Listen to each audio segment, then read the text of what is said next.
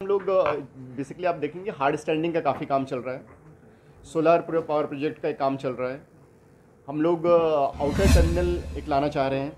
Outer terminal के माध्यम से कंस्ट्रेंट के चलते टाइमिंग्स के इश्यूज़ होते हैं, तो वो इश्यूज़ नहीं रहेंगे। पीपीपी प्रोजेक्ट्स हम काफ़ी ला रहे हैं। मैकेनाइजेशन ऑफ बर्थ्स हो रहा है। हम ज़्यादा से ज़्यादा एक बार जो बर्थ मैकेनाइज है वहाँ पे सर्विसेज हम ज़्यादा अच्छी प्रोवाइड कर पा रहे हैं, ज़्यादा फास्ट प्रोवाइड कर पा रहे हैं और ज़्यादा कॉस्ट इफेक्टिव प्रोवाइड कर पा रहे हैं। तो हम चाह रहे हैं कि आने वाले समय में सारे बस का मैकेनाइजेशन हो।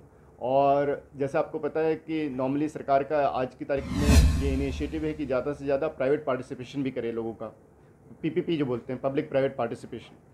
सो वो प्रोजेक्ट्स ला रहे हैं हम लोग। अभी काफ़ी बर्थ हमारे पीपीपी पे चले गए हैं और बर्थ पाइपलाइन में हैं।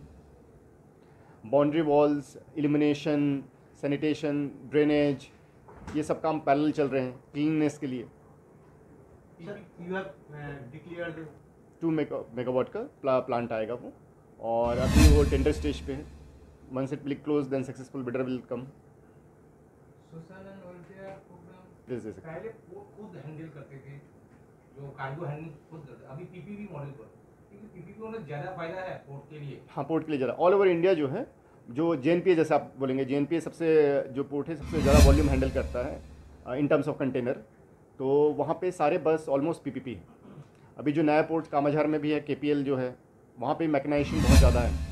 तो उसी तरफ जा रहा है, सभी बार हाँ, देने की ताकत कर रहा है। वही ग्रोथ का वही रास्ता है, तो उसी रास्ते में चल रहे हैं हम लोग, विकास का वही रास्ता है।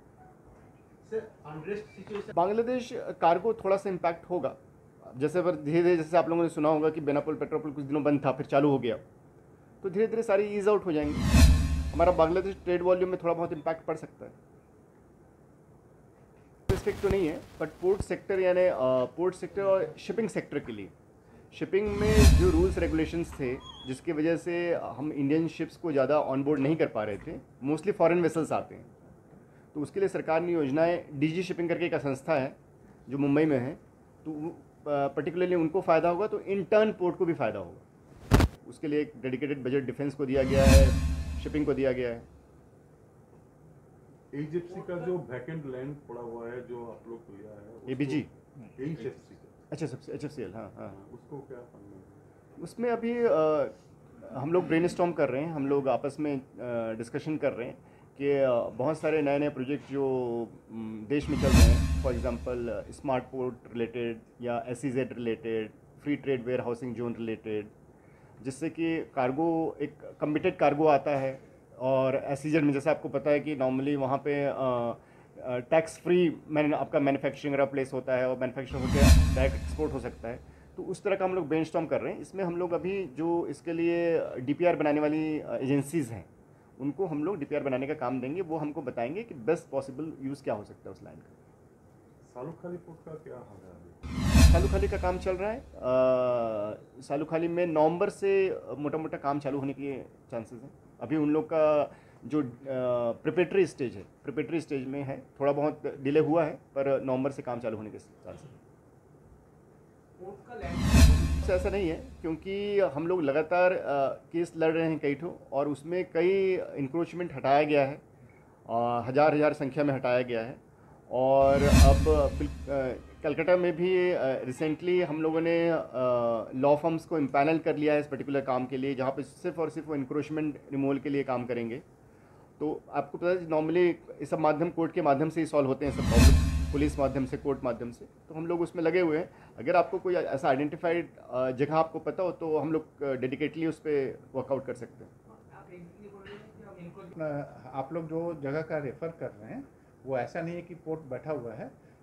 सब कुछ को प्रोसीड करने का कोई एक प्रोसेस है, मतलब लीगल प्रोसेस है, ऑथराइज प्रोसेस है।